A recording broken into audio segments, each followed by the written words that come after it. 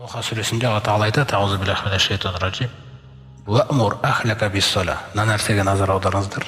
Пайғамбар саллаллаху вахи түсіп жатыр, пайғамбар болып тағайындалды. Енді тапсырмасын қараңыз. Уамур ахлака бис-сала. Отбасыңды намазға бұйыр. Намаз тек қана ата оқитын нәрсе ме екен? Ата мен әже 60-ға 70-ге келген кезде дегендей жоқ. Отбасыңды бұйыр дейді намазға. Әке мен анаға намаз берілгеннен кейін Алла Тағала ол намазыңды ей әке, ей ана, мына балаңа бұйыр дейді. Үйрет дейді, ей пайғамбар. Уамур ахлака бис-сала. Ең әуелгі түсіп жатқан аяттар Тоха сүресіндегі бір аят өзі. Кейін барып орнына қонған. Сонда намазды бұйыр дейді отбасыңа. Сосын қараңыз, отбасыңа намазды бұйырып жатқан кезіңде сенің де өміріңді емтиханнан өткізіп жатамыз. Сол кезде сенің өзің намазда сүрініп қалуы мүмкінсің дейді. Көрдіңіз бе? Сондықтан қараңыздар аяттың мағынасына. Уамур ахлака бис-сала. Отбасыңда намазға бұйыр. Уастабир алейха. Ол намазға өзіңде төзімді бол. Әке, ана намазға төзімді болатса, балада ол намаз ешқашан қаза болмайды. Көбінесе балада намазың қаза болып кететін себептердің бірі, егер балада ақыл болса, жаңағыдай мысал. Біз неғұрлым әлсіз болсақ, олар әлсірей бастайды.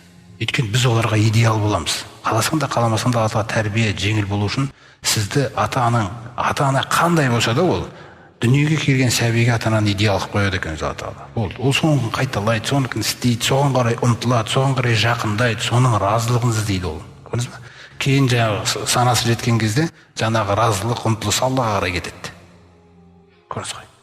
Сондықтан өзің отбасыңа намазды бұйыр, және өзің де оған төзімді бол дейді. Намаз деген сөйтіп құлшылық берілді, сосын бұл намаз деген нәрсе төзімділікті қажет ететін құлшылық екен. Көрдіңіз бе? Өзіңіз байқайсыз, кейде бір ықыласпен уақыт оқитын кезіңіз болады, кейде бір жаңағы бір жағдайлар шайқап кете ма, тағы басқа, кейде бір әрең келіп тұрған сияқты болуы да мүмкін адам, мысалы. Сондықтан сол жағдайлардың өзіне төзімділік деген нәрсе де бұл хақ, мен орындаймын деген нәрсе. Міне сол әуелгі шаршайтын кездерінде, намаздың кезінде бір белгілі бір шаршап, көңілің жоқ кездерде, ең әуелгі сәттілерде, сол жерлерде біз өте алсақ, жарып өтсек егер төзімділікпен, одан кейін бізде ондай проблема болмайды ол намазбен көп. Егер сол бір шаршап тұрған кезінде қойшы біраздан кейін оқиын деп жата қалып нетсек, ол біз бір жеңілдік қой.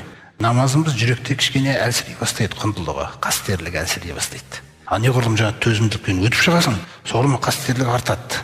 Түсінесіз бе? Намаз деген нәрсе. Сондықтан Алла Тағала оны бірінші орында беріп отыр бұл намазды.